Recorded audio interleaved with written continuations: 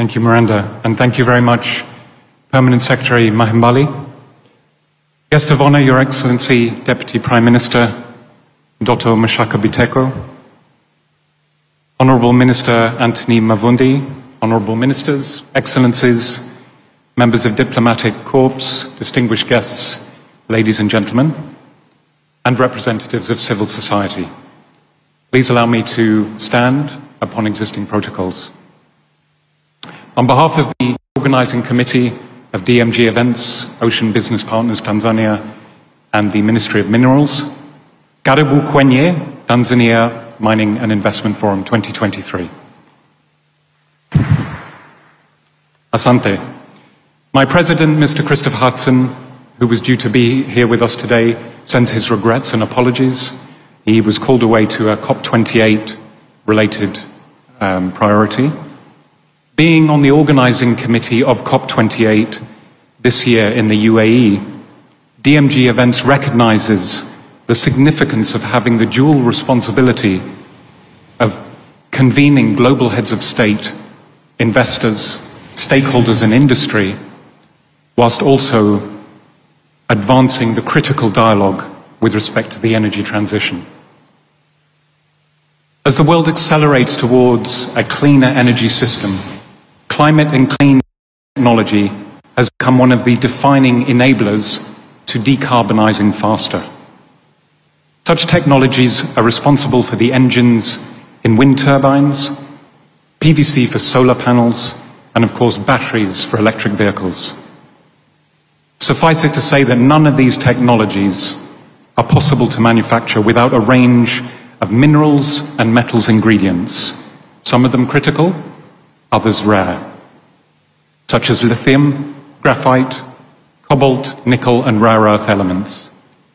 Tanzania is emerging as East Africa's critical green minerals hubs, and indeed has over 20 categorized rare earth minerals and transition metals, which if harnessed could be a game changer for its domestic and the clean global energy technology and climate safe transition.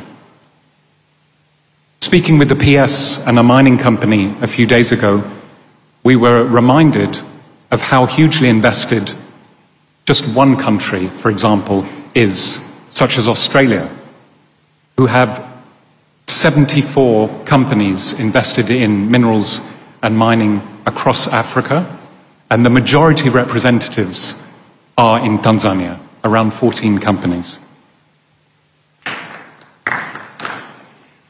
Your Excellency, Honourable Deputy Prime Minister, Minister Biteko, working tirelessly with our partners, Ocean Business Partners, and the Ministry of Minerals, the Deputy Minister who I was speaking to earlier, who recently visited the International Energy Agency Critical Minerals Summit in Brussels, told me of one key takeaway for the Ministry from that summit, and it was collaboration. And indeed, we're delighted to have celebrated this partnership with the Ministry of Minerals and indeed Ocean Business Partners, and have welcomed over 1,500 attendees who have come from countries as far as Australia, Botswana, Canada, China, Cote d'Ivoire, Egypt, Finland, India, Indonesia, Jamaica, Nigeria, Saudi Arabia, Thailand, Uganda, and UK, just to name a few. The Tanzania Mining and Investment Forum is proud to provide a global platform to showcase Tanzania's natural resource wealth, convene all stakeholders, investors, and industry to close deals, secure partnerships, to learn and to join in the timely opportunity to unlock Tanzania's future mining potential. Honourable Deputy Prime Minister just left for DMG Events and our co-organising partners to extend our profound thanks to the Government of Tanzania, the Ministry of Minerals, the Forum Technical Committee, as well as our esteemed partners, STAMICO, the Mining Commission, Tanzania Gemological Center, Geological Survey Tanzania, and TIT for their ongoing support and commitment to making the forum the key gathering in the Tanzanian mining sector. And of course, the forum would not be possible without the support of our sponsors, partners, speakers, exhibitors, and delegates. So asante sana to everyone here for making this possible. Tunakutakia kongamano lene mafanikio na Tanzania Mining and Investment Forum 2023. Asante.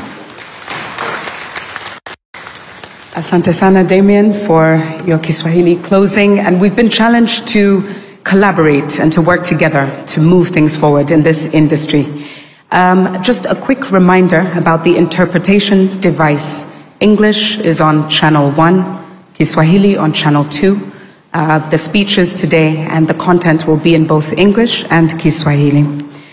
Let's move swiftly on now to the final welcome address, which is from Mr. Abdul Samad Abdul Rahim. He's from the Ocean Business Partners and is co-host of the event with DMG Events. Karibu sana.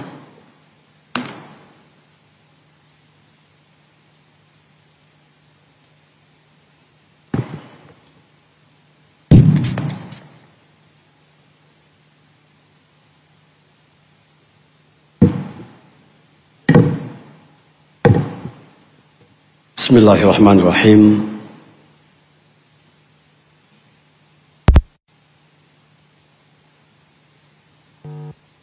Honorable Dr. Biteko Mashaka, Deputy Prime Minister and Minister for Energy of the United Republic of Tanzania, and also our guest of honor for this event. Honorable Anthony Peter Mavunde, Minister for Minerals for United Republic of Tanzania, and also our patron for this forum. Other honorable ministers present here today, including Honorable Lord Wolney from United Kingdom, who is the Prime Minister's Trade Envoy to Tanzania.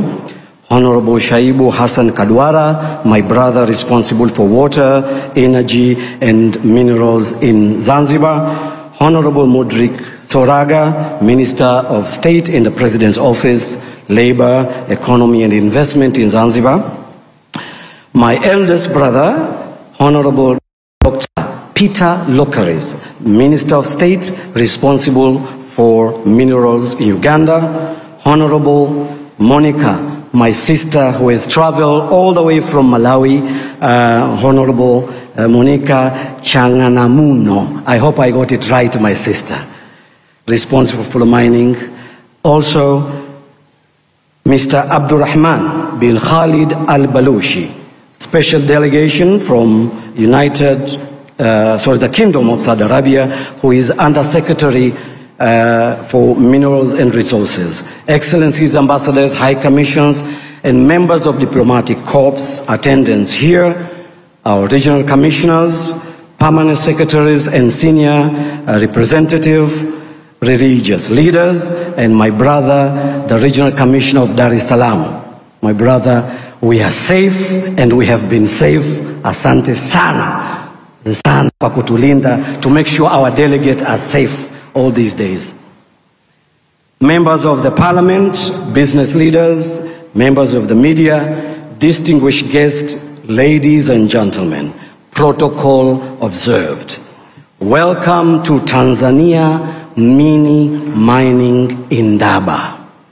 I know High Commissioner of South Africa thinking, do we have another Indaba? Yes, Tanzania, we can. And today is a testimony. Indaba is coming here to Tanzania.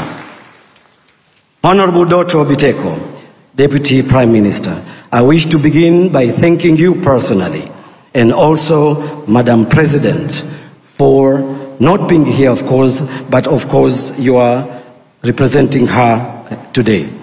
But also to thank you for agreeing to set aside your pressing and heavy responsibility and accepting our invitation to facilitate the 5th Tanzania Mining and Investment Forum. It is a monumental privilege to have you here today. Mheshimiwa, asante sana kwa kushiriki nasi today. Excellencies, ladies and gentlemen, as a proud Tanzanian, I am delighted that we are hosting yet another international and world-class event in the magnificent city of Dar es Salaam. I can evidently contribute and attribute this to our leader, Her Excellency Dr. Samia Suluhu's effort to promote the country as the best tourist, but also as an investment and attractive investment destination. Please give a big applause to Her Excellency Dr. Samia Suluhu Hassan. We applaud Her Excellency, the President, for all these efforts in the last few years. Lastly, but not least, I want to thank our distinguished guest for being here today to explore and unfold the potential of Tanzania mining sector. It gives me a great pleasure and satisfaction to see a broad range of delegates from local, regional, and international, diplomatic corps and international and local companies from around the world. To those who have traveled so far here today and who have come all the way to Tanzania, a very large country, very beautiful, and with undoubtedly a very friendly people like ourselves smiling here today. I do encourage all of you to see much of Tanzania while you are here. Please do take your time to go outside the city gates to further explore the beautiful of our country, but also my beautiful island or paradise island of Zanzibar. Excellencies, ladies and gentlemen, what we are witnessing today is a fruitful of many months of preparation and intensified efforts by Tanzanian Ministry of Minerals and its organizing partners, of course DMG events and also Ocean Business Partners. Without doubt, as a co-organizers from Ocean Business Partners and DMG events, we agree that being selected as ministry's preferred partners for this very first international edition of Tanzania Mining and Investment Forum came as a reflection from our previous projects, particularly the very successful event of Tanzania Energy Congress, which was held here last month. Excellencies, ladies and gentlemen, 6 years ago, Ocean Business Partners saw a need to have a space where energy and mining stakeholders from both within and outside the country can connect, share knowledge and experience, and be informed about plans and priorities of Tanzania government in the energy sector. As a natural resource consulting and advisory firm, we knew more about helping clients understand values from resources assets through little about organizing such a big and international event such as this here today.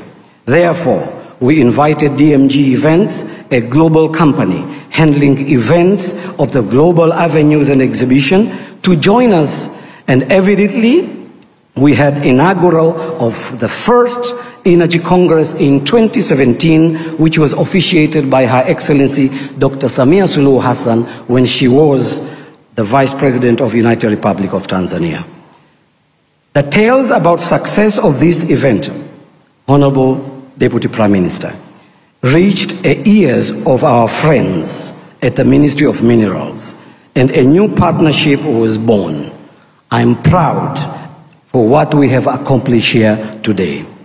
In Ethiopia, there is a proverb, when the heart overflows, it comes out of the mouth. And my heart overflows with gratitude for the privilege of working with the young Minister, Honorable Anthony Mavunde. If you please, a big applause, our Minister. Alongside the Permanent Secretary, I call him the bulletproof, Mr. Harry Mahimali. If you please give him a big applause. And I also like to thank both of you profoundly for your unwavering support and your valuable cooperation. Excellencies, ladies and gentlemen, Tanzania Mining and Investment Forum is a global event organized under the patronage of the Minister of Minerals.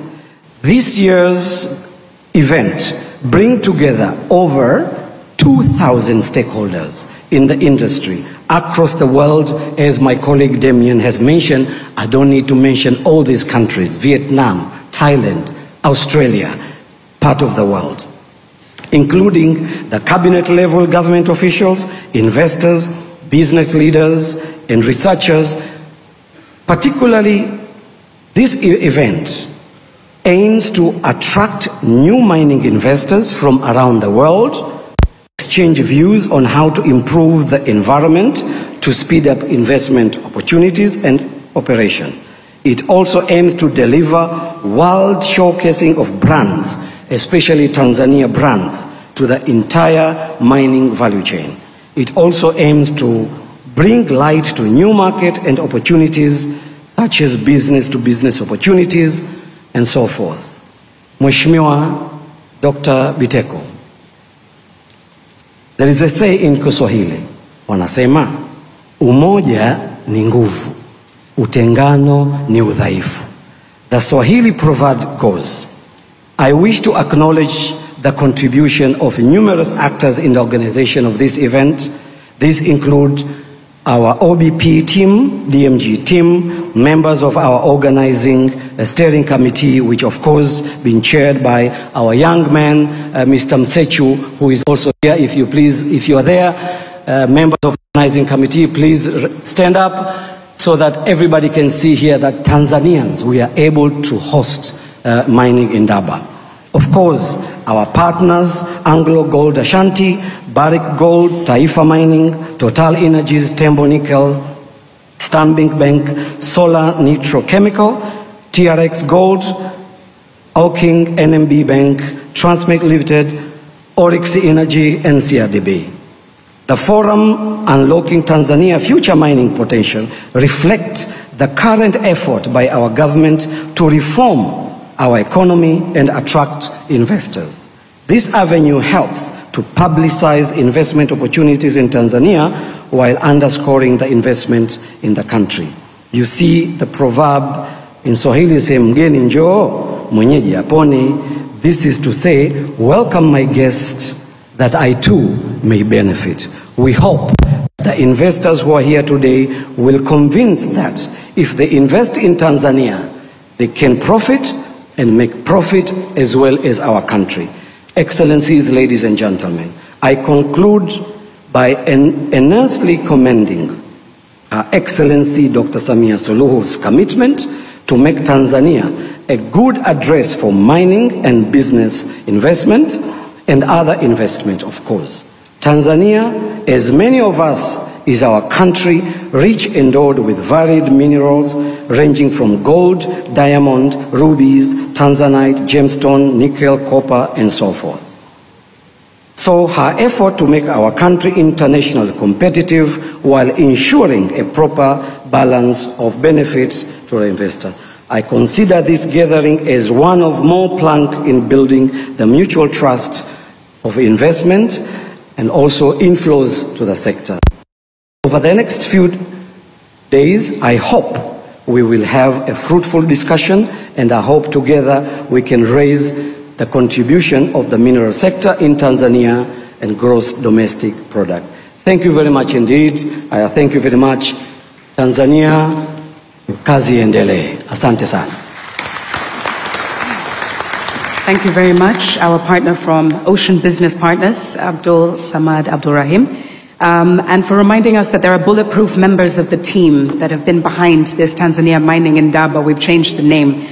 Honorable Deputy Minister, with your kind permission, I think it would be very important for us to get a very short salam za mkoa from Mr. Honorable Albert Chalamila, if he would agree. Just salam za mkoa, please. Kwa kifupi. Karibu sana.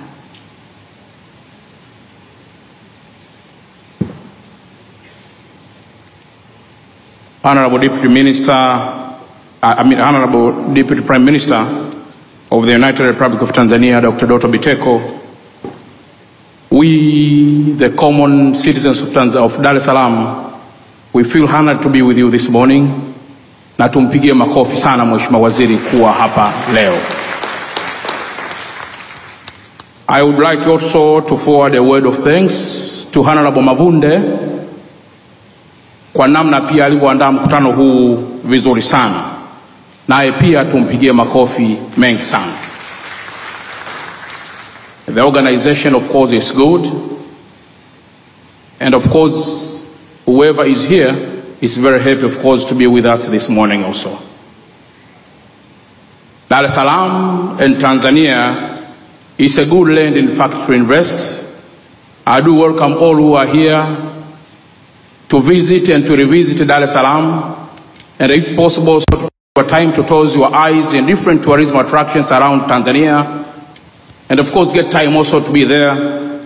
You'll feel something good, quite different the way you came here, but of course when you get out of this room, you'll also experience quite different.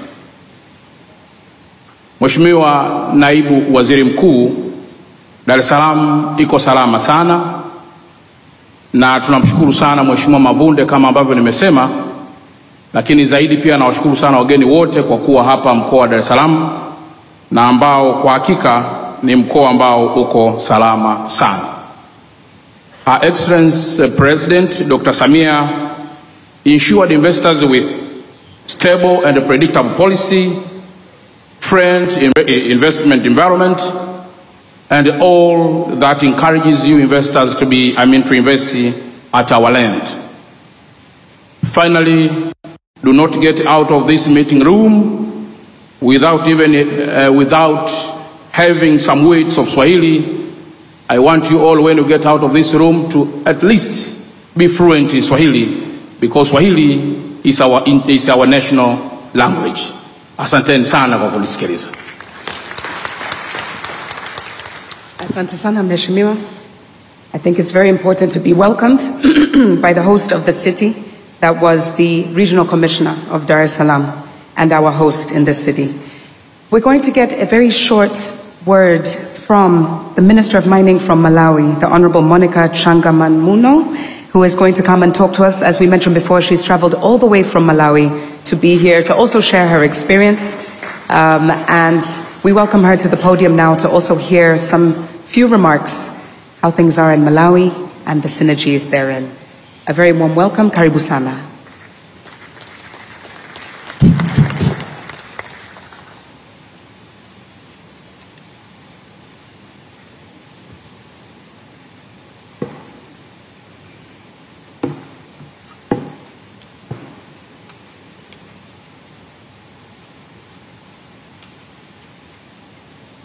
Your Excellency, the Deputy Prime Minister and Minister of Energy, Honorable Dr. Doto Witeko, Your Honor, the Minister of Minerals, Honorable Anthony Peter Mavunde, and all Cabinet Ministers and Deputy Ministers here present,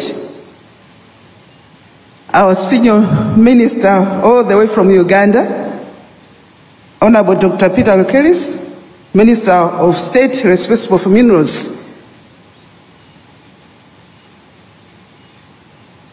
the business partners here present, the regional commissioners here present,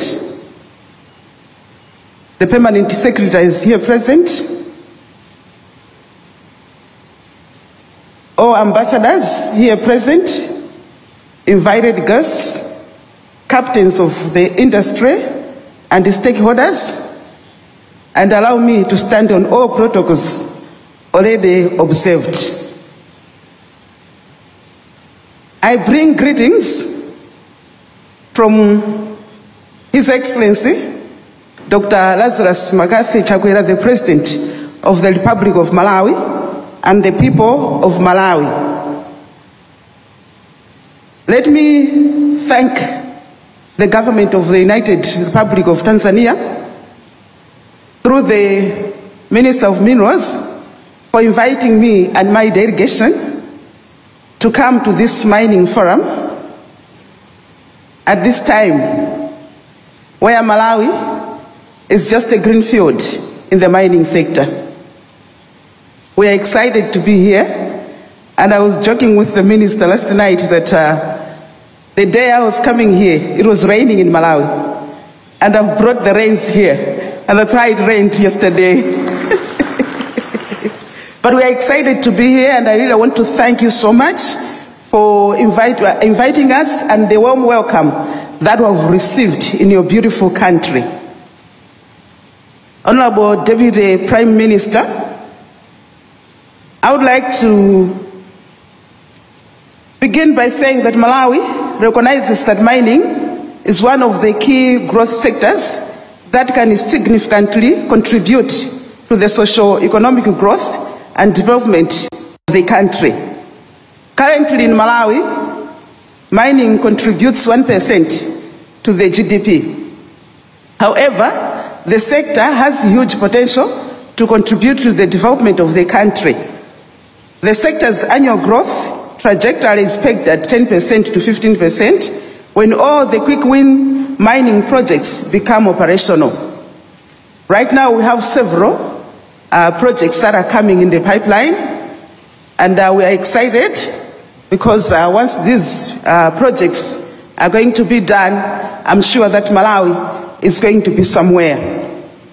We have a project that Lindian Resources is doing in Kangankunde and Balaka, where they're going to be mining monazite.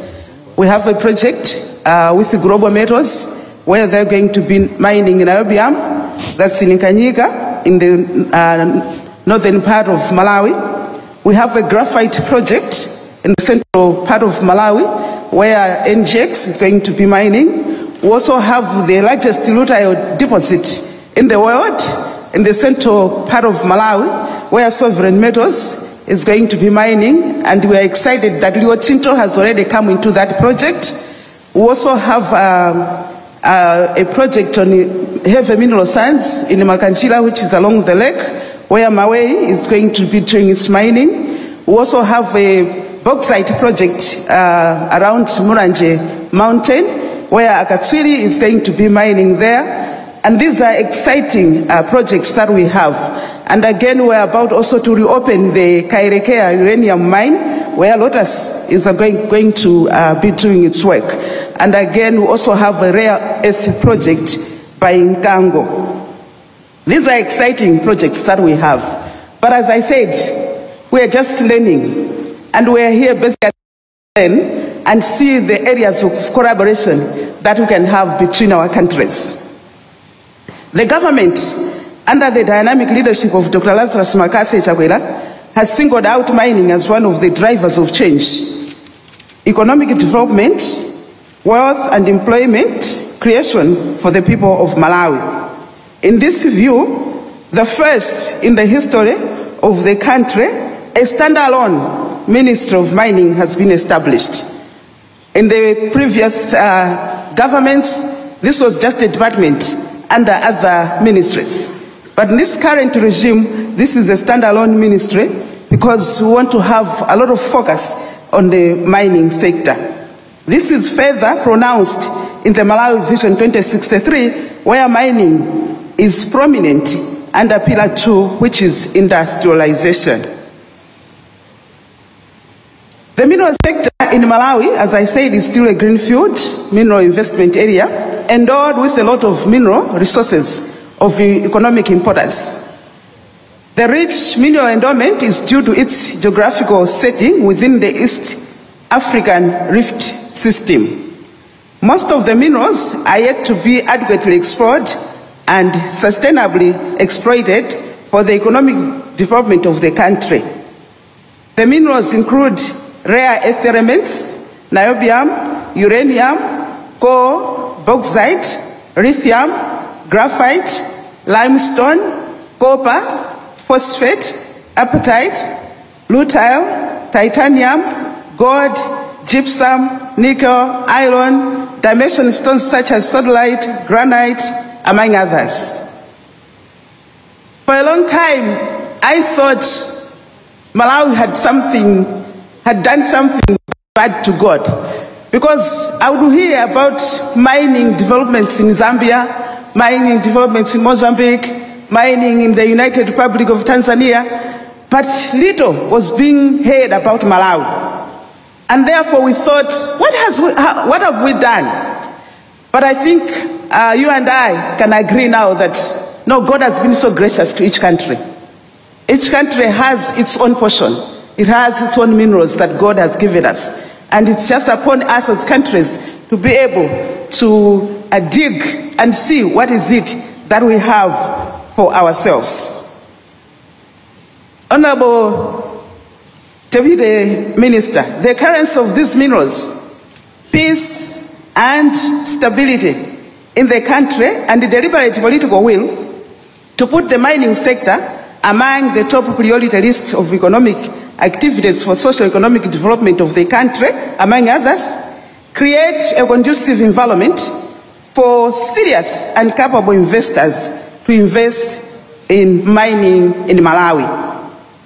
Investors are requested to invest in a number of minerals because of the diversity of mineralization, segmented as follows. 1. Invest in the oil and gas advanced exploration in the potential areas of Lengwe, Mwavi, and Vaza Basin, where we already have data sets from previous exploration activities among 6 blocks. 2. Invest in minerals that are raw materials for industrial development for the manufacturing of different materials such as iron and steel, glass, and different metallic equipment. 3. Invest in minerals that are raw materials for energy production to support industrial development. The energy minerals include oil and gas, uranium, and coal. 4. Invest in minerals for energy transition, such as heavy mineral sands, rare earth, niobium, and lithium. I know that now the focus is now focusing on the critical minerals because of the transition that is taking place. And we're excited that even in Malawi, we have these critical minerals. 5. Invest in minerals that are raw materials for fertilizer manufacturing for agriculture, a sector that commands about 70% of the population of Malawi. There are minerals such as phosphate, potassium, limestone, and gypsum. And lastly, invest in minerals that are raw materials for cement production for infrastructure development, such as roads and housing construction. The government also provides sufficient incentives for mining investment, realizing the capital-intensive nature of the sector, whose equipment and machinery are expensive, and the huge sunk costs that investors incur during exploration period. We are around here, and if investors would like to learn from what incentives we are providing in Malawi, you are welcome to come and talk to us. Malawi conducted a wide, high-resolution airborne geophysical survey in 2012 to 2014, commonly known as Kauniuni in our language, whose results were launched in 2014. This was followed by an interpretation report, which was issued in 2018. The survey generated magnetic, radiometric, and gravity data. The survey was carried out to facilitate exploration activities and the geological mapping. The results may also be used for other purposes in other sectors, such as the construction industry. This data can be accessed, and if you want this data, please talk to us. We are going to be glad to be able to provide this data to you. Further, the Ministry established a computer-based mineral rights management mining cadastral system for fast-tracking the processing of mineral licenses and promoting sustainable management of the mineral tenements. And currently, the system is being cleaned up to remove all the speculators so that serious investors can be able to find space. The Ministry has also established a geodata management information system to facilitate trouble-free access to geoscientific data by investors and all other stakeholders. Currently, access to this data is at an internet level. However, efforts are being undertaken to upgrade this system to an internet level. Honorable Deputy Prime Minister, distinguished guests, ladies and gentlemen, as I wind up, let me also say that as Malawi, we realize that transport infrastructure is key to the mining projects. And therefore, Malawi has a road infrastructure linking various parts of the country. The country is also linked by a railway line to the port of Nakala. This railway line was recently upgraded by a company known as Rail Logistics to support transportation of coal from Tete to Nakala in Mozambique. The country is also linked by roads to ports of Dar es Salaam here in Tanzania, Beira in Mozambique, Durban in South Africa, and West Bay in Namibia. Though landlocked, Malawi is properly linked by rail and road. The other key aspect is about energy. Energy is key to mining. Meanwhile, the country is undertaking several projects to increase its energy generation capacity. Energy requirements for the quick win projects have been profiled standing at 200 megawatts. This also provides an opportunity for investors to come in and invest in this sector. In conclusion, Malawi calls upon investors to come and invest in her greenfield mining sector. I know there are so many companies that are investing here. I'm sure it can be easy to extend your investment to Malawi. The political will, legislative framework, mineralization of the country, and the incentives provided make it conducive for any serious investor to come to Malawi. The opportunities are in abundance. Let me finish by saying, Safusa adajapula, nzeruzaeka adaviga sima madzi. These are Malawian proverbs that just say that if you don't ask, you might end up being lost. And therefore, as we are saying that Malawi, we are just coming in the mining sector. We are here to learn. We are here to be able to be taught what we need to do so that we don't make the same mistakes that were already made as you were studying. And therefore, please hold our hand so that we move together. We're also here to see the opportunities of collaboration, because as we are saying, last week I was with my brother, the Deputy Minister of Minerals in Cape Town, where we're discussing about Malawi has these minerals and Tanzania has these minerals. If Tanzania has a factory here, we in Malawi can be able to take opportunity of that factory and use it.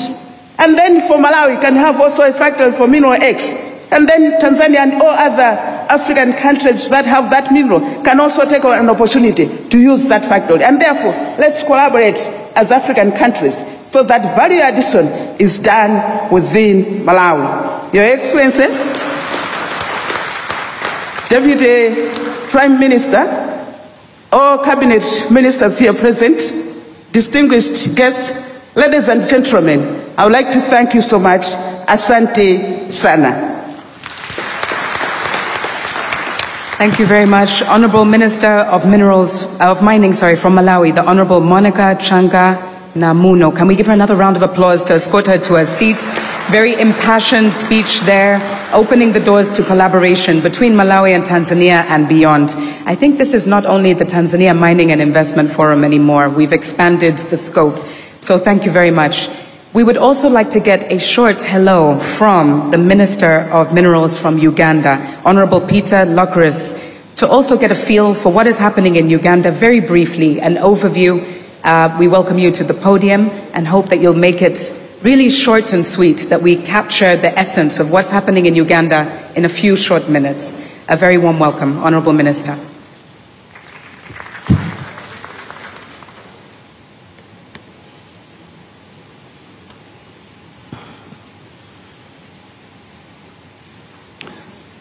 The Right Honorable Deputy Prime Minister and guests of honor of this auspicious occasion, and also the Minister of Energy, your colleague ministers, ambassadors, permanent secretaries and your staff, the captains of the industries, ladies and gentlemen, I'm happy to be here today to share with you discussions about minerals in Africa. Africa generally is endowed with mineral potentials. The good thing is, geology does not respect borders. What you find elsewhere in Africa, you find in another place. So if one minister talks about minerals availability in their country, they are not restricted there, except a few. In Uganda, what we have not seen is tantalite, which is in Tanzania. We haven't seen this charcoal in that place. But it doesn't matter. The rest are there. Industrial minerals are available, plenty. The coppers, etc. Industrial, the limestones, the marbles are also there. Then the critical minerals, the graphites, the coppers, all that. They are in Uganda, plus others. So, God is very democratic in distributing resources. It doesn't say, I don't want so and so. So with us, we have borders with the DRC. It has plenty of minerals that we have in Uganda. We carried out this physical survey sometime. 80% of the country is covered. We saw different types of minerals. Then we are now carrying out in the part of northern Uganda, the 20%. We have also seen minerals, the graphites, the manganese, the coppers, the golds, and so on. So Africa is really endowed. So what our president said recently, which is now what we are trying to do, who is, of course, is almost a native of Tanzania, President General Museveni. When he talks about Tanzania, you think he's from Tanzania. I'm told he studied here in Dar es Salaam, and his village comes from the southwestern Uganda. So at times you find you people, you speak, those who come from near the Lake Victoria, they speak the same language, which is very good indeed. Fortunately or unfortunately for me, or both, I come from the northeastern part of Uganda, and that's why I also understand Kiswahili even if I don't speak fluently. I am a neighbor of the Kenyans, and we are together since then. So when I say we here have a lot of potentials, and I'm saying whatever has been mentioned by other ministers as existing in their countries, they are also existing in Uganda. So what we only want to do is to get the potentials, because if you allow everything to be done, even, trying to find out the quantities and so on, the surveys, then it means things will be very tough for the investors. It is good we do feasibility studies, establish resources, so that when we advertise, they are able to come and they don't charge us exorbitantly for the feasibility studies, who are very expensive. So if we can do that, they will really rush. If you are here in Tanzania, what you hear of here, just come to Uganda, go to Kenya, and elsewhere. We are all now Africans, and what we need is to cooperate and establish whatever plans can be established nearby, instead of exporting raw materials very far. Either we refine within the countries, or we cooperate and say, if I have it and you have a nearby factory for further processing, we can beneficiate of the certain level, then to go and refine and do everything else, then can be done by a neighbor, which is very good. Then we export to other people. At the moment, we are even exporting all. We have a unique thing we have been talking about here called rare earth elements. There is a company which has done, Australian company has done very well. It has established quantities and so on, but we don't have the final, we don't think we can make the final product very soon.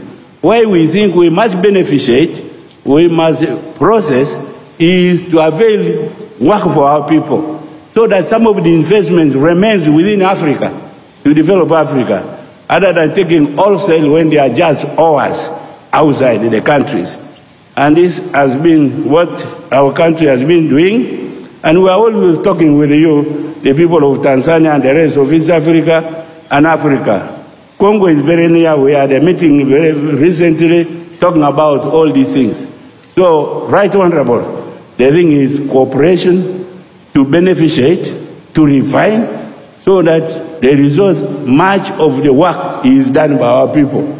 Instead of educating them and they remain idle, no job, well educated, then what is supposed to be done is exported elsewhere.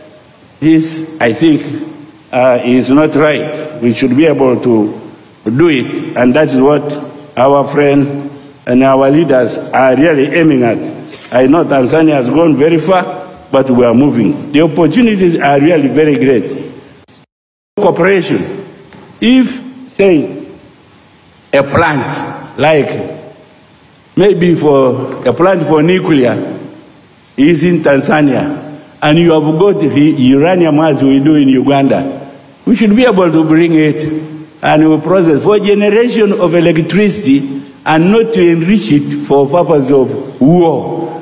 When people hear uranium, they think all of it is death. It is not. If you only do it for electricity generation, just get those hours, mix with water, make the atoms and the electrons collide in there, they produce heat, and the heat goes, when it cools, it turns the turbines, which in turn the generator to produce power. And what more? To go very far. So let us not be the surgical here. Nuclear, it is death. It is not. It doesn't kill until you intend to enrich it to that level. We also have things like geothermal. This one is very clean. Kenya is already produced power through geothermal. They have succeeded. We have a lot of those spots, targets in the southwestern Uganda, northwestern Uganda. If we do it, that's a clean source. As we are trying to transition, follow this energy transition, there's no problem there. Even oil and gas is still required. I don't think we have just gone away completely. So we need to do it very fast. Ours, we are passing the one for export through here, then the other one, we want to get a refinery to serve at the region. These are aims trying to make Africa be a little bit better than what it is now. So since I have been told I have not spoken, I should go away, I want to thank you, our guests of honor, the Right Honorable Prime Minister, colleagues, and everybody else for me having stood here and said very little word. Thank you very much. Thank you very much, Honorable Minister of Minerals from Uganda. I hope you'll forgive me. We just need to move forward with the schedule, but I know that you're around. Members can reach out to you bilaterally. There's so much to learn from you, for sure. Let us move swiftly on. Back home now, we are going to our Minister of Water, Energy and Mining from Zanzibar, Honorable Shaib Hassan Kadwara, please, to share a few remarks with the delegates. Karibu sana.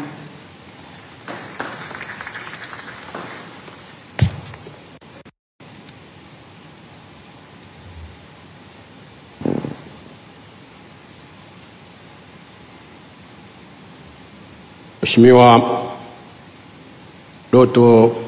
Mashaka Biteko, Naibu Waziri Mkuu wa Serikali ya Jamhuri ya Muungano wa Tanzania na Waziri wa Nishati, Mheshimiwa Anton Peter Mavunde, Waziri wa Madini wa Serikali ya Muungano wa Tanzania, waheshimiwa mawaziri mliopo hapa, manaibu mawaziri,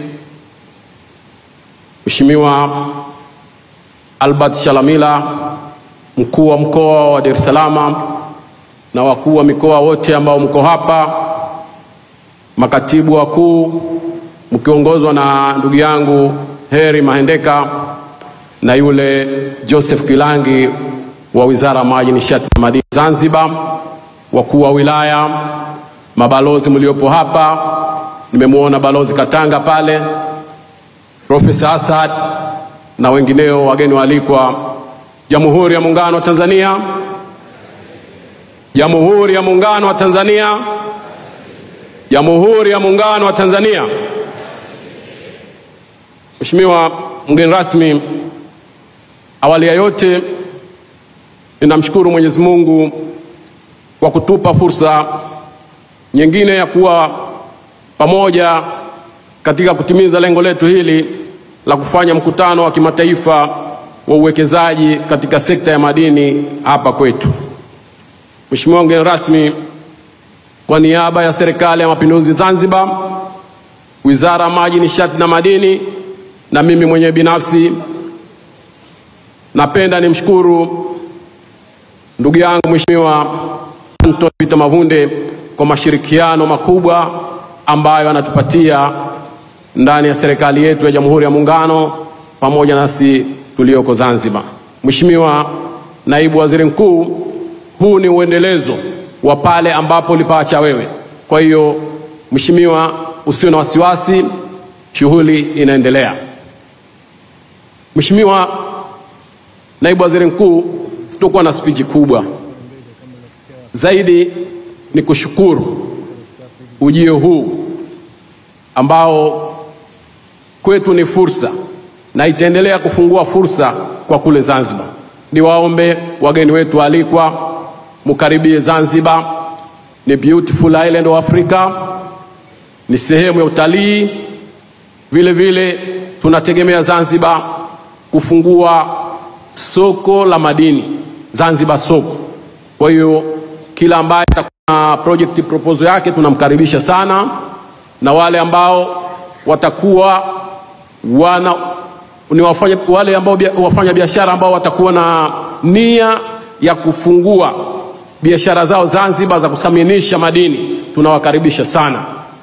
Mheshimiwa, baada ya hayo naomba nishukuru kamati yako, nimshukuru Balozi Abdul Samad na timu yake kwa kutualika na kutushirikisha katika hafla hii muhimu ndani ya nchi yetu. Jamhuri ya Muungano wa Tanzania, asanteni sana, niwashukuru nyote.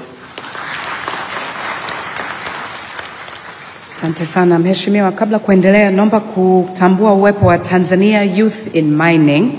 Can you please stand up? Tanzania Youth in Mining, who are in the building with us today. Please wave to the guest of honor. Wamewakilishwa na mwenyekiti wao pamoja na katibu na wajumbe wote. Karibuni sana. Okay, we've come to the main event. I would now like to welcome to the podium the Minister of Minerals, Honorable Anthony Peter Mavunde. I will also ask him to help me to welcome the guest of honor, whose schedule is very tight and we're very happy to have with us today. Karibu sana Mheshimiwa.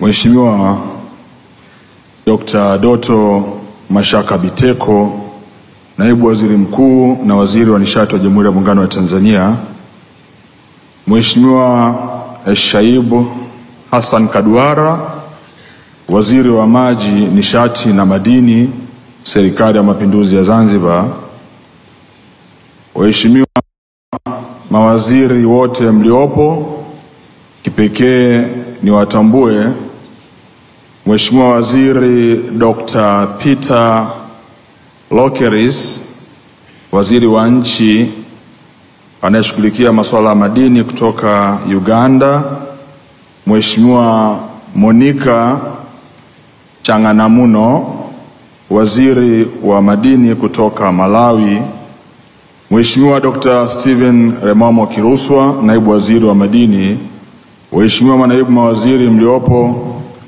Mheshimiwa Albert Sharamila, mkuu wa mkoa wa Dar es Salaam, na Mheshimiwa wakuu wa mikoa na wilaya wote mliopo, Mheshimiwa Dr. David Matayo David, mwenyekiti wa kamati ya kudumu ya Bunge ya nishati na madini, pamoja na wajumbe wote wa kamati mliopo,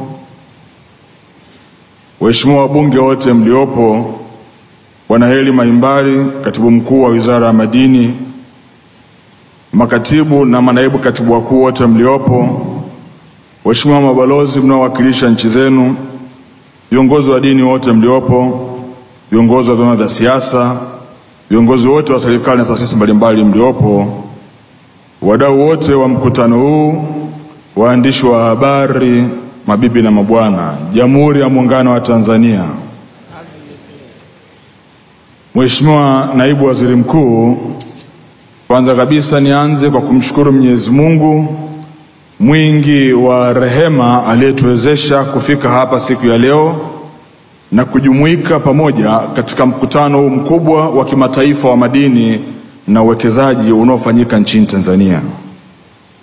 Nitumie fursa hii kukushukuru wewe, lakini pia nimshukuru sana Mheshimiwa Rais wa Jamhuri ya Muungano wa Tanzania Dr. Samia Suluhu Hassan kwa kukubali mwaliko wetu wa kuwa mgeni rasmi na kukuomba uje umwakilishe katika mkutano huu mkubwa ambao tunaamini kupitia uwepo wako tutapokea maelekezo na ujumbe ambao Mheshimiwa Rais alikusudia kutoa.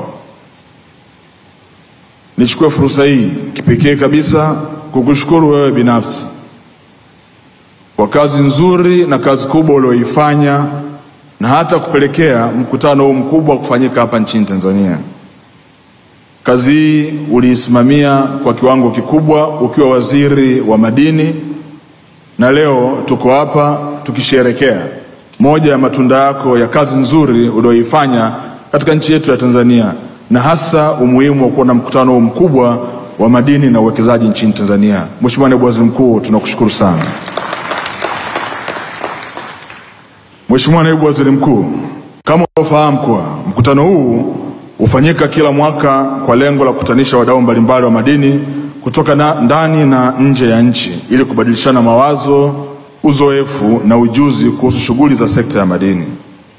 Mkutano huu unawezesha wadau wa madini kupata taarifa mbalimbali kuhusu maendeleo ya sekta ya madini.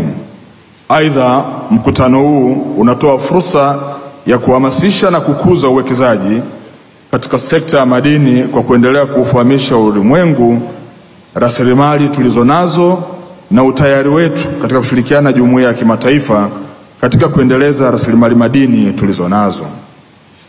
Vile vile, mkutano huu ni sehemu ya kuvutia mitaji ya uwekezaji katika sekta ya madini kutoka ndani na nje ya nchi baada ya kuwafahamisha na kutambua fursa zilizopo. Mheshimiwa Naibu Waziri Mkuu, mkutano huu pamoja na mambo mengine utawezesha kujadili fursa za uwekezaji zilizopo, upatikanaji wa mitaji, matumizi ya teknolojia ya kisasa na ubunifu katika utafutaji, uchimbaji, uchenjuaji na uongezaji thamani madini kwa kuzingatia uhifadhi na utunzaji wa mazingira. Aidha, mkutano huu utaangazia masuala ya matumizi ya madini mkakati kwa ajili ya uzalishaji wa nishati safi. Mheshimiwa Naibu Waziri Mkuu, kauli mbiu ya mkutano huu ni Unlocking Tanzania's Future Mining Potential. Kauli mbiu hii imelenga kuweka mazingira yatakayowezesha kuvuna madini yaliyopo Tanzania kwa manufaa ya kiuchumi na kijamii kwa kizazi cha sasa na vizazi vijavyo. Ili kufikia hatua ya kuvuna madini, ni lazima shughuli za utafutaji wa kina wa madini husika ufanyike kwa lengo la kugundua mashapo yanayoweza kuchimbwa kibiashara. Aidha, utafutaji wa madini unakuwa rahisi pale ambapo zipo taarifa za awali za kijiolojia zinazoashiria uwepo wa madini mbalimbali. Mheshimiwa Naibu Waziri Mkuu, nchi nyingi duniani zilizofanikiwa katika shughuli za uchimbaji madini zimewekeza katika upatikanaji wa taarifa za kijiolojia ambazo hutumika katika utafutaji wa kina wa madini unaowezesha kupata mashapo ya kuanzisha migodi. Upatikanaji wa taarifa za kijiolojia huvutia wawekezaji na wenye mitaji kuwekeza katika utafutaji wa kina wa madini mbalimbali.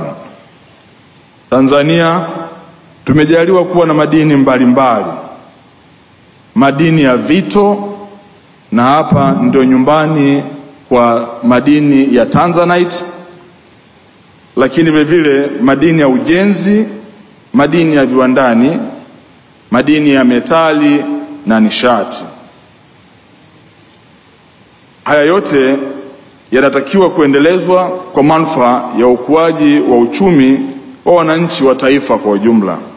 Mheshimiwa Naibu Waziri Mkuu, Mheshimiwa Rais wa Jamhuri ya Muungano wa Tanzania katika moja ya mikakati yake ya kuikuza sekta hii ya madini alitupa maelekezo sisi Wizara ya Madini kuhakikisha ya kwamba tunaongeza na kuboresha utafiti wa geoscience kwa ajili ya kuwezesha nchi yetu kuweza kupata taarifa mbalimbali na kuboresha kanzi data yetu ya miamba na madini tulionayo.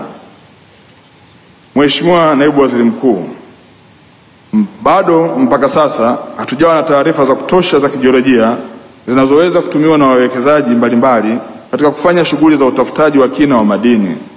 Hadi sasa ni 16% tu ya nchi yetu ndio iliyofanyiwa utafiti wa teknolojia ya kisasa, yaani high resolution airborne geophysical survey, ambayo huwezesha kubaini maeneo yenye viashiria vya uwepo wa madini mbalimbali. Kwa kutambua umuhimu wa kupatikana kwa taarifa za kijiolojia, wizara kwa maelekezo ya Mheshimiwa Rais imejipanga kufanya utafiti wa kijiolojia kwa kutumia teknolojia za kisasa, yaani high resolution airborne geophysical survey, ili kuboresha taarifa za kijiolojia zilizopo. Mheshimiwa Naibu Waziri Mkuu, ili kutekeleza mpango wa upatikanaji wa taarifa za kijiolojia, wizara imekuja na kauli mbiu isemayo Vision 2030, madini ni maisha na utajiri. Kauli mbiu hii inalenga kutumia rasilimali madini kubadili hali ya maisha wa Tanzania kwa kuimarisha vipato vyao kupitia shughuli za uchimbaji wa madini na sekta nyingine za kiuchumi kufungamanishwa na sekta ya madini kwa maendeleo endelevu ya uchumi wa taifa letu la Tanzania. Mheshimiwa Naibu Waziri Mkuu, tunaamini kupitia utafiti huu wa kina utakaofanya, sekta nyinginezo zitanufaika na taarifa kupitia Wizara ya Madini, hasa Wizara ya Maji, ambao tunajua hivi sasa Mheshimiwa Rais amenunua mitambo ya kuchimba visima, na sisi Wizara ya Madini tukikamilisha kufanya utafiti tutasaidia pia kutoa taarifa hizi kwa Wizara ya Maji ili wachimbe visima vingi virefu katika maeneo ambayo tumeyabaini yenye miamba yenye maji, ili Watanzania wapate maji safi na salama.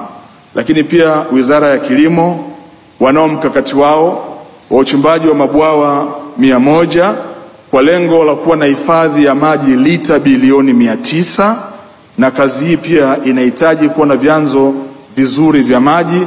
Sisi Wizara ya Madini tutakuwa tayari kutoa taarifa zetu kwa ajili ya Wizara ya Kilimo ili kuelekeza maeneo sahihi ya uchimbaji wa vyanzo hivi vya maji, kuwawezesha Watanzania waweze kulima na kukua kupitia kilimo na kuwawezesha kuweza kupata mazao mengi zaidi kupitia kilimo cha umwagiliaji ambacho kitawapa nafasi ya kulima zaidi ya mara moja katika msimu wa mwaka mmoja. Lakini pia tunafahamu, Mheshimiwa mgeni rasmi, Tanzania ni net importer wa fertilizer.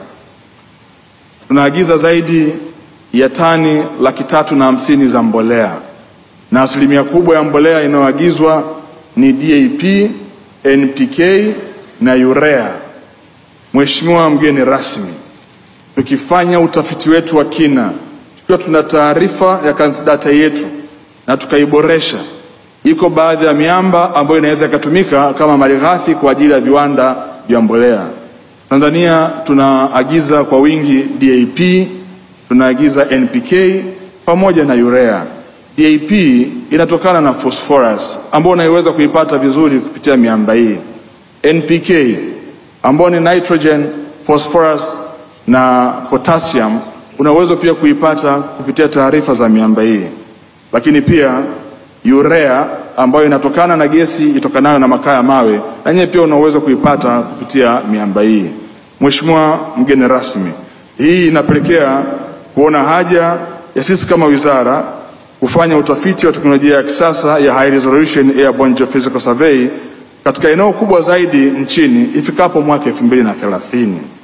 Upatikanaji wa taarifa za kijiolojia katika maeneo mengi ya nchi yetu utahamasisha kasi ya uwekezaji katika utafutaji wa kina wa madini nchini ambao ndio msingi mkubwa wa uanzishwaji wa migodi. Mheshimiwa Naibu Waziri Mkuu, wizara itatekeleza mpango huu kupitia Taasisi ya Jiolojia na Utafiti wa Madini Tanzania GST, na tunafahamu kuwa mpango huu unahitaji kiasi kikubwa cha rasilimali fedha ili kuutekeleza kwa mafanikio. Wizara itaendelea kutafuta fedha kutoka kwa wadau mbalimbali kuunga mkono juhudi za serikali katika kufanikisha programu hii. Mheshimiwa Naibu Waziri Mkuu, nikiwa nafika ukingoni wa maelezo yangu, tunaamini kuwa utekelezaji wa dira 2030 itakuwa ni chachu ya kuongezeka kwa shughuli za utafutaji, uchimbaji na uchenjuaji na uongezaji thamani na biashara ya madini pamoja na uanzishwaji wa viwanda vinavyotumia madini kama malighafi, hususan viwanda vya kuzalisha mbolea, saruji, chuma, gypsum boards, nyaya za umeme, chokaa na vinginevyo. Taarifa hizo zinaweza pia kutumika kubainisha maeneo yenye viashiria vya uwepo wa maji ili kufanya utafiti wa kina katika maeneo hayo kwa ajili ya kupata maji safi na salama.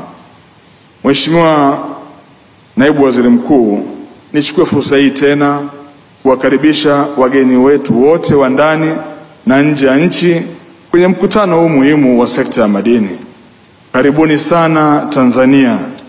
Nchi hii ina mazingira bora kabisa ya uwekezaji ikijumuisha jiolojia bora kabisa ya miamba ya madini, mazingira tulivu ya kisasa na vivutio vingi vya utalii na uwekezaji. Mheshimiwa Naibu Waziri Mkuu, as I'm concluding my remarks, allow me to switch to English so that you can clearly get the intended message from the horse's mouth. I have just some few things to reaffirm. One, I am a fond and a good practitioner of open door policy. I therefore welcome you all to take this advantage and cooperate with our country under the steadfast leadership of Her Excellency Dr. Samia Suluhu Hassan in preparing the growth of this sector. Two, if there is anything I dislike, is unnecessary bureaucracy.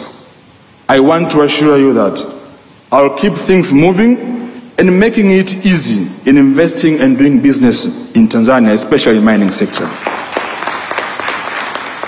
Lastly, I'm here to carve a niche for you all to effectively conduct mining activities, and never will we be a hurdle to your mining activities in Tanzania. Having said so, Mheshimiwa Naibu Waziri Mkuu, sasa kwa heshima kubwa na taadhima, naomba nichukue fursa hii kukaribisha kuweza kuzungumza na hadhira hii pamoja na wadau wengine wote wanaofuatilia mkutano huu kwenye runinga na mitandao ya kijamii kutoka sehemu mbalimbali duniani. Mheshimiwa Naibu Waziri Mkuu, karibu sana kuzungumza.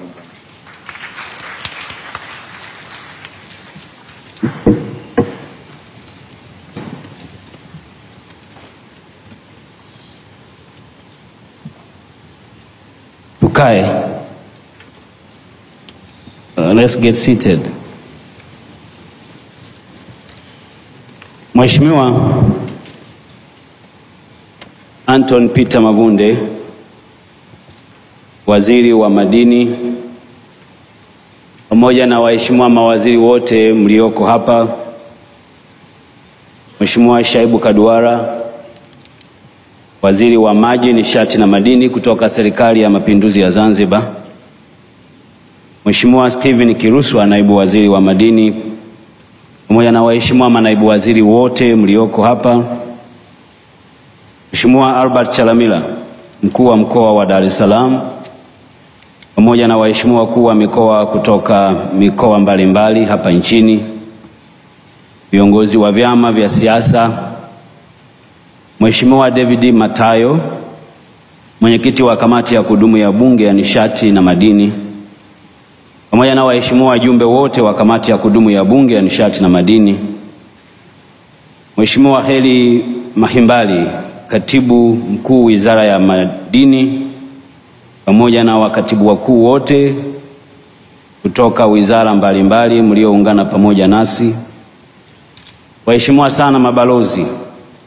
mnaowakilisha nchi zenu hapa nchini, lakini mabalozi wa Tanzania mnaotuwakilisha kwenye nchi mbalimbali duniani, viongozi wa dini,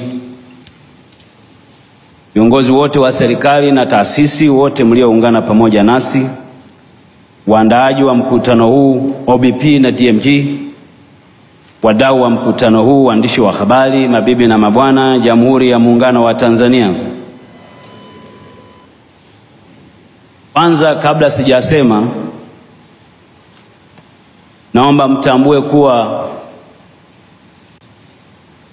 mlimwalika Mheshimiwa Waziri Dr. Samia Suluhu Hassan, Rais wa Jamhuri ya Muungano wa Tanzania, ili aweze kufungua mkutano huu muhimu. Lakini kutokana na ukweli kwamba amekuwa na majukumu mengine mengi, ameona nitume mimi nije nimwakilishe. Na kwa kweli maneno nitakayosema sio yangu.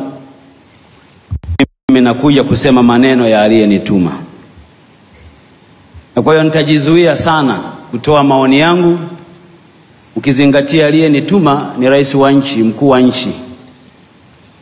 Na kwa hiyo sitaki kuingia kwenye mtihani wa kutia neno lolote katikati ya hotuba hii nzuri.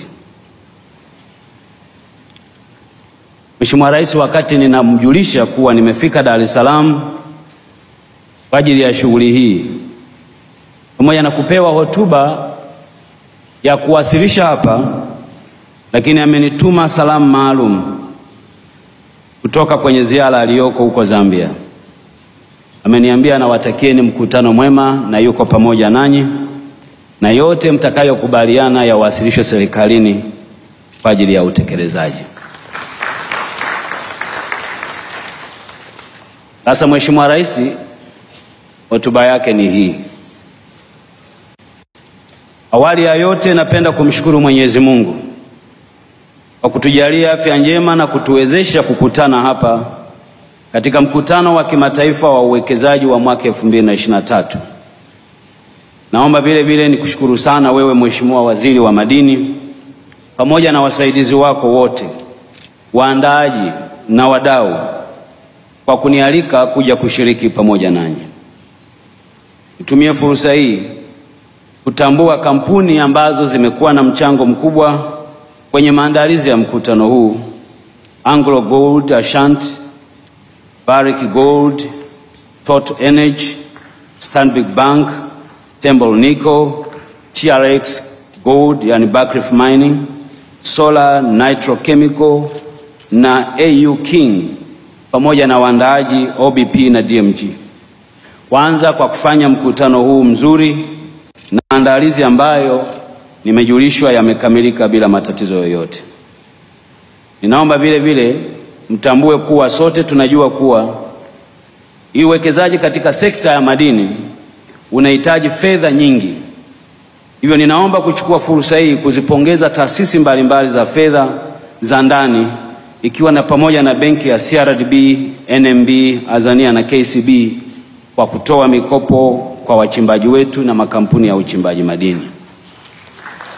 Na naomba kwa moyo wa dhati nitoe wito kwa taasisi nyingine za fedha kuona fursa hii ya kutoa mikopo kwa wawekezaji kwenye sekta ya madini ni fursa muhimu na inahitaji kuchangamkiwa kwa kasi kubwa, ili tuweze kuongeza shughuli za kibiashara na uchimbaji madini hapa nchini na tuweze kuondoa watu wetu kwenye umaskini. Kutokana na umuhimu na manufaa ya mkutano huu kwa washirika wa maendeleo ya sekta ya madini nchini, serikali imeendelea kuboresha mkutano huu na kuufanya uwe na hadhi sawa na mikutano mingine ya kimataifa inayokutanisha wadau mbalimbali kwa ajili ya kubadilishana uzoefu. Mtaona mwaka huu tumebadilisha jina kutoka kuwa Tanzania Mining Investment Forum na kutoka kwenye jina linaloitwa Mineral and Mining Investment Conference. Nia yetu ni kufanya mkutano huu uweze kujulikana kimataifa na ubebe hadhi ya kimataifa na kuitangaza Tanzania kwenye sura au ramani ya madini hapa duniani. Ndugu washiriki, mkutano huu una kauli mbiu ambayo ina lengo la kufungua hazina ya madini yaliyopo Tanzania kwa ajili ya uwekezaji kwa manufaa ya kiuchumi na kijamii. Kama mnavyofahamu, kwa sasa ulimwengu unaendelea kukabiliana na changamoto ya mabadiliko ya tabia ya nchi na hivyo kuhimiza teknolojia mbadala ya kuzalisha nishati safi kwa ajili ya kuhifadhi mazingira. Teknolojia hizo kwa sehemu kubwa zinahitaji matumizi ya madini muhimu ya kimkakati ambayo ni pamoja na madini ya nickel, cobalt, copper, lithium, graphite, rare earth element na mengineyo mengi ambayo kwa bahati njema Tanzania tunayo hazina nzuri ya madini hayo. Kutokana na taarifa za awali za wakala wa nishati wa kimataifa, yani the International Energy Agency, ya mwaka 2023, mahitaji ya madini ya kimkakati ya nishati safi yanatarajiwa kuongezeka mara 3 ya mahitaji yaliyopo sasa. Kwa hiyo ni fursa muhimu kwetu sisi wote kutumia fursa hii ya uhitaji wa madini haya ya kimkakati kuwekeza kwenye mnyororo mzima kuanzia utafutaji, uchimbaji, uchenjuaji, uongezaji thamani madini, biashara ya madini, ili haya yote yaweze kuleta manufaa kwa watu wetu na kwa nchi zetu na kuifanya Tanzania vile vile kuwa sehemu ya mchango wa utoaji wa rasilimali hiyo. Kwa kufanya tutaleta furaha kwa pande zote na kuishi kwa amani, na kuwaomba na ninawaomba ni waase wote mlioko hapa kushiriki kwenye shughuli hii ya uvunaji madini kwa kuangalia maslahi ya watu wetu, kwa kuangalia maslahi ya nchi zetu. Ndugu washiriki, pamoja na nchi yetu kuwa na madini mbalimbali ya kimkakati yanayohitajika sana hapa duniani, kama Mheshimiwa Waziri wa Madini alivyoeleza, bado tunakabiliwa na changamoto za kutokuwepo kwa taarifa za kijiolojia katika maeneo mbalimbali hapa nchini ambayo yangetusaidia kugundua na kuchimba madini haya kwa faida ya watu wetu. Hivyo naomba niwajulishe kuwa serikali imeamua kwa makusudi kuwekeza kwa hatua hii kwenye utafiti wa hali ya juu ili tuweze kupata taarifa zaidi za uwepo wa mashapo ya madini nchini na kuwarahisishia wawekezaji hapa nchini kuja kuwekeza kukiwa na taarifa za awali. Upatikanaji wa taarifa hizo utasaidia si tu wawekezaji bali serikali kubainisha viashiria vya uwepo wa madini kwenye miamba na maeneo mbalimbali na kuwezesha kufanya utafiti wa kina wa madini ya aina mbalimbali hapa nchini. Hatua hii italenga kuwarahisishia watafiti na wawekezaji kujikita kwenye maeneo yatakayokuwa na taarifa zaidi kuliko kubahatisha kwenye maeneo ambayo hayana taarifa, na hivyo kuwapunguzia gharama za utafiti katika hatua ya ugunduzi. Ndugu washiriki, ugunduzi wa mashapo utapelekea vile vile kuwezesha kufungua kwa migodi zaidi hapa nchini. Kufunguliwa kwa migodi zaidi kutaongeza mapato ya serikali, lakini vile vile utaongeza ajira kwa ajili ya watu wote. Nitoe wito kwa wadau wa maendeleo kuunga mkono juhudi za serikali na kuhakikisha kwamba madini, mpango huu tulionao wa taarifa za kijiolojia, unatumika kwa ajili ya kutuletea manufaa zaidi. Sekta ya madini, kama mnavyofahamu ndugu washiriki, ni nguzo muhimu na chachu ya maendeleo ya uchumi wa nchi yetu. Hivyo ili kulinda madini yetu yaweze kubadilisha uchumi wa nchi na kuleta maendeleo kwa wananchi, hatuna budi kuhakikisha kuwa sekta ya madini inafungamanishwa na sekta nyingine za kiuchumi kama vile viwanda, kilimo, na ili kuzalisha bidhaa mbalimbali zinazotumia madini kama alivyoeleza Mheshimiwa Waziri hapa, bidhaa kama mbolea, betri za magari, simu, kompyuta na kadhalika. Hizi zote zinaweza kufanikiwa tu kama tutafungamanisha sekta ya madini na sekta nyinginezo. Na hivyo nitoe wito kwa wawekezaji kuwekeza hapa nchini kwenye mnyororo mzima wa madini, ikiwemo kujenga viwanda vinavyozalisha bidhaa zinazotumia madini, malighafi za madini hayo. Ndugu washiriki, kutokana na umuhimu wa sekta ya madini katika ukuaji wa uchumi wa nchi yetu, serikali imeendelea kuboresha mazingira ya uwekezaji hapa nchini. Ninafahamu kuwa yako maeneo yanahitaji upatikanaji wa umeme. Nafurahi kuwajulisha kuwa baadhi ya migodi mikubwa ambayo ilikuwa haijaunganishwa na uwepo wa umeme sasa tunaipelekea umeme. Hadi sasa migodi mikubwa ikiwemo Geita Gold Mine, Stami Gold na migodi mingine ambayo kwa miaka mingi ilikuwa inatumia mafuta sasa tumeiunganisha na grid ya taifa kwa ajili ya kuipatia umeme na hivyo kupunguza gharama za uzalishaji. Ninafurahi vile vile kuwajulisha kuwa migodi zaidi ya 350 ya wachimbaji wadogo imeunganishwa na umeme wa grid ya taifa ili kuwapunguzia gharama wachimbaji wetu na kurahisisha shughuli zetu. Katika habari ya miundombinu, naomba niwajulishe pia kuwa tumeendelea kuimarisha miundombinu mbalimbali hususan barabara kwa kuwapelekea miundombinu hii mahali penye uchimbaji madini. Tunaendelea na ujenzi wa reli ya kisasa ambayo itakuwa ni nyenzo muhimu ya kusafirisha bidhaa kutoka kwenye migodi na kuipeleka kwenye masoko makubwa duniani.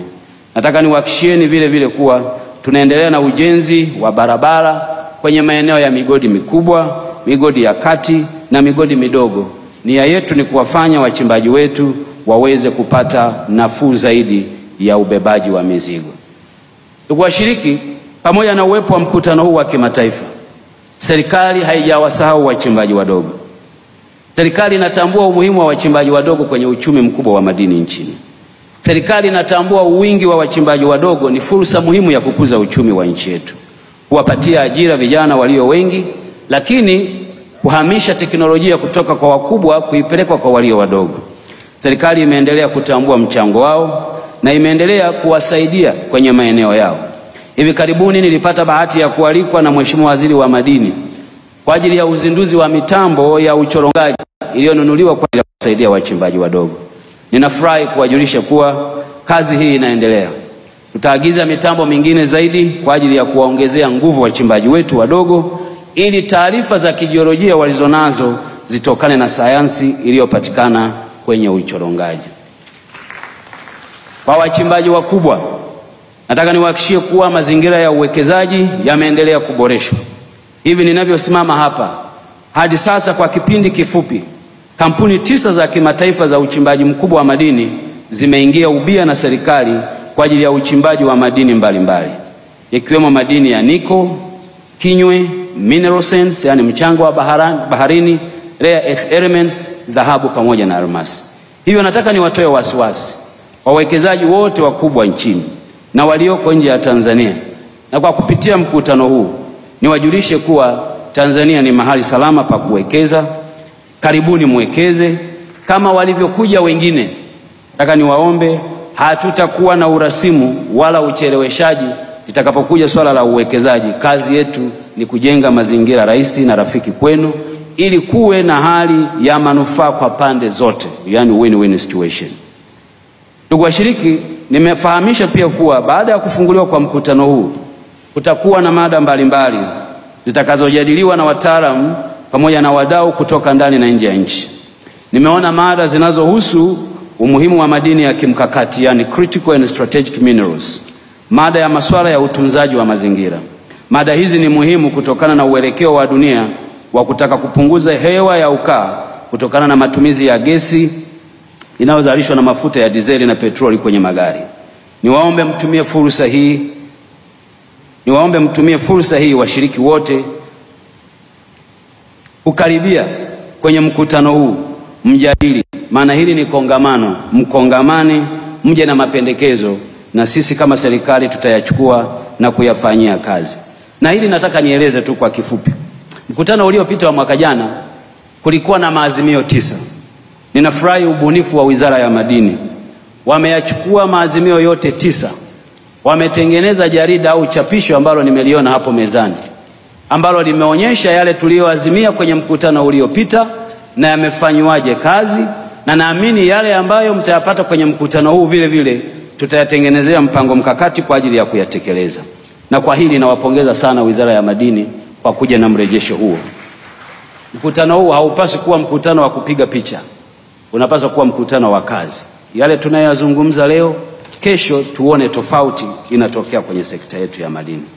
Ndugu washiriki, kabla sijamaliza hotuba hii, napenda pia kuwakaribisha na kuwaalika mtembelee vivutio mbalimbali kwenye maeneo yetu hapa nchini, ikiwa ni pamoja na mbuga za wanyama maarufu kama mbuga za Serengeti, Ngorongoro, pamoja na mlima maarufu duniani, mlima wa Kilimanjaro, ambao mnafahamu kuwa ni mlima mrefu zaidi kuliko milima yote barani Afrika, na bila kusahau kutembelea fukwe nzuri za bahari za Dar es Salaam pamoja na Zanzibar. Baada ya kusema hayo, naomba kwa moyo wa dhati niwashukuru sana kwa kunisikiliza, na naomba sasa kutamka rasmi kwamba mkutano wa kimataifa wa madini wa uwekezaji wa mwaka 2023 umefunguliwa rasmi, na watakieni mkutano mwema. Mungu ibariki Tanzania, Mungu ibariki sekta ya madini. Asanteni sana kwa kunisikiliza. Asante sana mheshimiwa.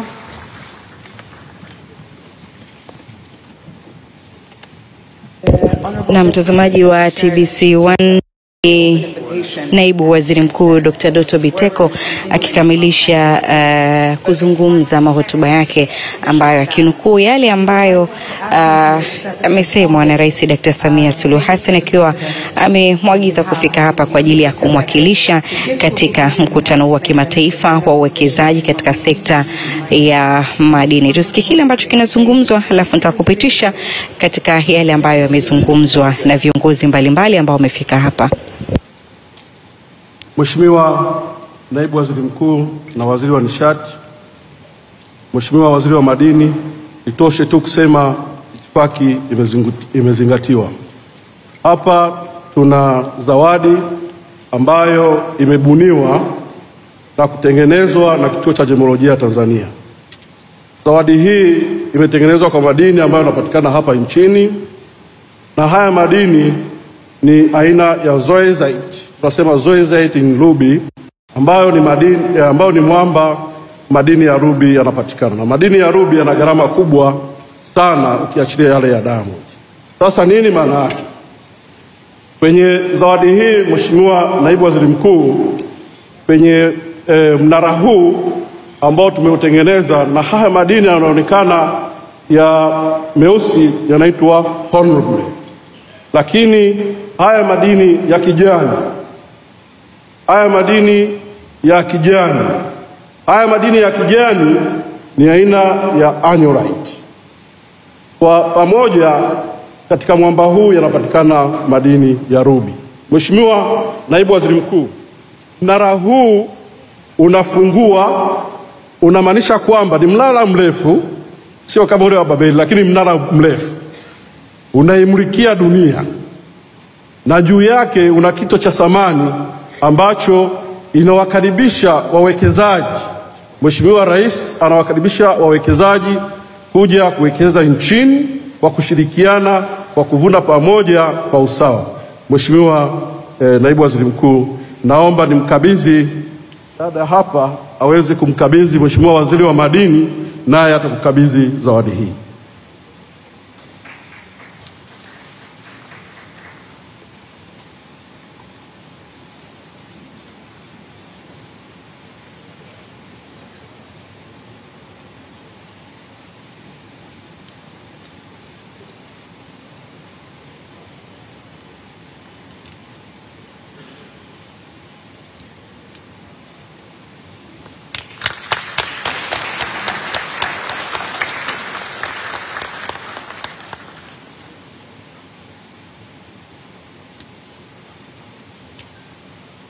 Mheshimiwa Waziri Mkuu, zawadi ya pili nayo ni zawadi ambayo imetengenezwa na Kituo cha Gemolojia Tanzania kwa madini ya vito kwa ajili ya Mheshimiwa Rais wa Jamhuri ya Muungano wa Tanzania, na haya madini yanaitwa amethyst.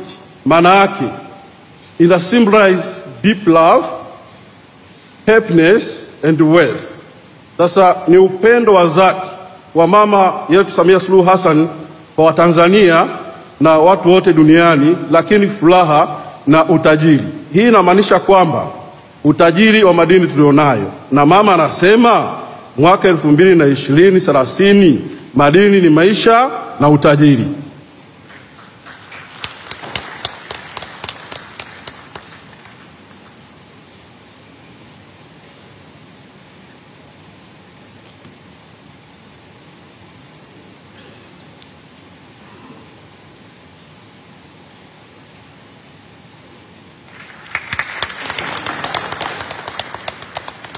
Mheshimiwa Naibu Waziri Mkuu, zawadi inayofuata ni ya kwako wewe binafsi kwa kutambua mchango wako mkubwa katika sekta ya madini, lakini vile vile kwa kutambua kazi yako kubwa ambayo unaendelea kumsaidia Mheshimiwa Rais kwa kuendelea kuangazia dunia nzima kwa kuwakaribisha wawekezaji. Mheshimiwa Naibu Waziri Mkuu, naomba upokee zawadi hii.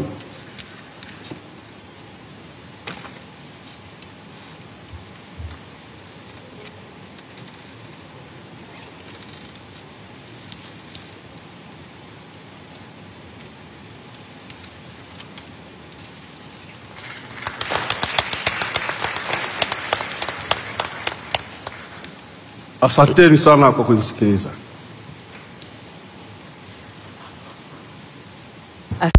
Ni zoezi la ugawaji wa tuzo ambapo tuzo mbili zikienda kwa Rais Dr. Samia Suluhu Hassan, ambapo moja ya tuzo hizo ni pamoja na tuzo yenye madini ya vito ambayo ikiashiria utajiri, upendo, na ndio maana kupitia wizara hii ya madini imekuwa ikieleza namna ambavyo madini ni utajiri, na kauli mbiu katika mkutano huu ukieleza kuzibua fursa za kwenye sekta ya madini na kuzifanya ama kuchochea katika uchumi mbali. Na sasa tuzo hizo zimeshakabidhiwa kwa Naibu Waziri Mkuu kwa ajili ya kumpelekea Rais Dr. Samia Suluhu Hassan, lakini wakati huo naye akipatiwa tuzo kama sehemu ya kutambua pia mchango wake na ujio wake katika tukio hili ambalo kwa sasa wataelekea katika mabanda na kupita huko kuangalia namna ambavyo sekta ya madini inafanya kazi, kwa maana ya maeneo ambayo kuna shughuli za uchimbaji, vitu ambavyo wanatumia na mambo mbalimbali ambayo yanafanyika katika mnyororo mzima. Picture number 3, all permanent secretaries. Ambapo baada ya kutembelea kwenye mabanda utafuatiwa pia na zoezi la upigaji wa picha ambalo ndio kwa sasa linaenda kufanyika kabla ya kutembelea katika mabanda mbalimbali, na hao ni wadau wanaelekea huko, lakini pasina shaka kutakuwa na picha ya viongozi ambao wamefika hapa ambao wote wanaelekea katika meza kuu kwa ajili ya picha hiyo ya pamoja na mgeni rasmi Dr. Doto Biteko, Naibu Waziri Mkuu, ambaye tayari ameshazungumza na kueleza kile ambacho kipo katika sekta ya madini. Ni mkutano wa kimataifa wa uwekezaji katika sekta ya madini ukifanyika hapa jijini Dar es Salaam nchini Tanzania, ambapo viongozi mbalimbali, mawaziri kutoka mataifa jirani na wenyewe wakifika hapa kwa ajili ya kuzungumza yale muhimu ambayo yanapatikana katika upande wa madini. Tulipata pia kumtazama na kumsikia waziri wa madini wa Uganda Peter Lekerisi, lakini pia waziri wa madini wa Malawi Monica Changanamuno, na akieleza namna ambavyo sekta hizi ama mataifa haya ya Afrika yakiungana kwa pamoja katika swala zima la madini ya kimkakati yanaweza kuleta tija kwa bara la Afrika, kwa maana sasa si wote mko ndani ya bara moja, alafu nchi ambazo zina madini kuwa na vikwazo ama namna ambazo hazitawaletea tija ama hazitaleta tija kwa taifa la Afrika. Hivyo kuona namna gani mataifa haya ndani ya bara la Afrika yanashirikiana hasa katika upande huu pia wa sekta ya madini katika kubadilishana ama kuwezesha urahisi katika uchimbaji lakini upatikanaji wa madini. Na ndio maana katika mkutano huu pia kujadili swala zima la madini ya kimkakati, ambapo hapa yanazungumziwa aina tofauti kemo.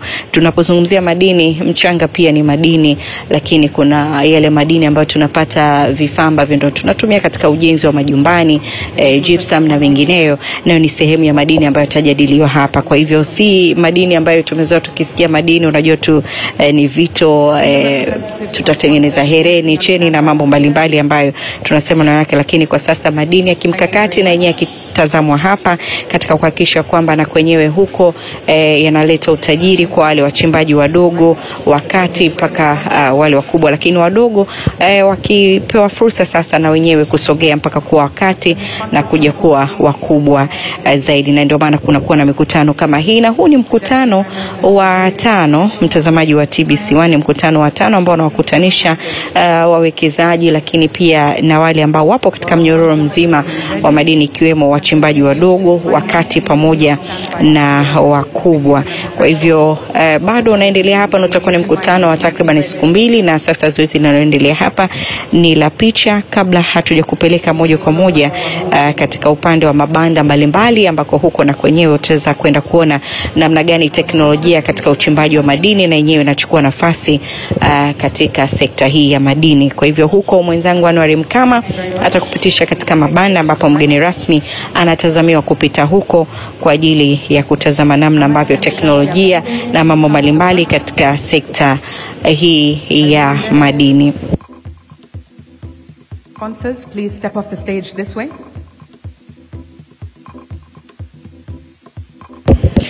Na mtazamaji wa TBC1, ni zoezi la picha likiwa linaendelea kama unavyoshuhudia hapo, viongozi wakielekea kupiga picha, na kama ndivyokueleza hapo awali, wakati mgeni rasmi akizungumza alieleza namna ambavyo pia katika upande wa sekta ya madini, lakini pia akiwakaribisha wawekezaji na kueleza wakaribie Tanzania, kwani Tanzania ni sehemu salama na sahihi kwa ajili ya uwekezaji, kwani mpaka hivi sasa takriban kampuni 9 zimeshaingia mkataba na serikali katika awamu hii ya 6, ambapo kampuni hizo pia ni pamoja na zile za uchimbaji wa madini ya kinywe, ambapo pia nikakueleza kuna jambo zima la madini ya kimkakati ambayo ndio hayo yanatazamiwa. Kwa hivyo wanakaribishwa kuwekeza Tanzania katika nyanja mbalimbali, lakini pia ambapo atamkuu wa mkoa wakati anawakaribisha aliwaeleza wakaribie Dar es Salaam, wakaribie katika jiji la Dar es Salaam, kwani Tanzania ni shwari na ni salama, na anawakaribisha. Lakini si Dar es Salaam tu pekee, Tanzania imebarikiwa vivutio, hivyo na wenyewe waweze kupita huko kwa ajili ya kuweza kubarizi na kutembea, kwani hawatajuta kuitembelea Tanzania. Lakini tulipata kumsikia pia waziri wa madini wa Malawi, lakini pia na wengine waliozungumza wakisifia Tanzania na wakisema wanajivunia kuwa Tanzania, kufika Tanzania, na wanafurahia pia kuwepo hapa na mambo mbalimbali ambayo yanafanyika. Pasi na shaka furaha hiyo warejesha tena hapa kwa ajili ya kufanya uwekezaji, lakini pia kujifunza mambo mbalimbali. Zoezi la picha likiwa linaendelea, kutakuwa pia na mada katika mkutano huu, ambapo ni swala zima la utunzaji wa mazingira, lakini na yale madini ya kimkakati. Na sasa mtazamaji, baada ya zoezi la picha kukamilika, sasa ni kupeleke moja kwa moja kwa Anwari.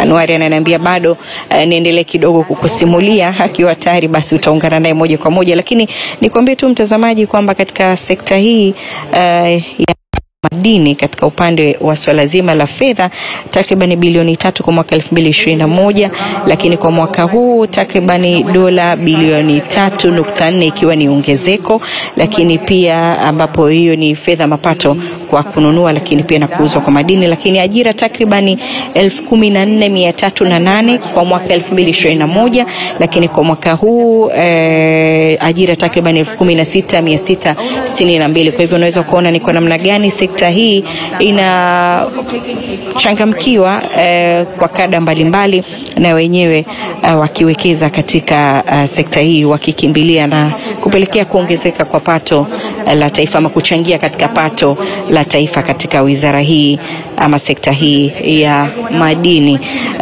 Na miongoni mwa yale ambayo pia aliweza kuzungumzwa hapa na wageni mbalimbali ambao wamefika ni pamoja na kueleza namna ambavyo Tanzania imepiga hatua. Na sasa baada ya mgeni kuondoka hapa katika eneo hili, ni kuelekeze moja kwa moja mtazamaji kwa mwenzangu Anwar Mkama ambaye anakupitisha katika mabanda mbalimbali. Anwar Mkama, kijiti ni chako sasa.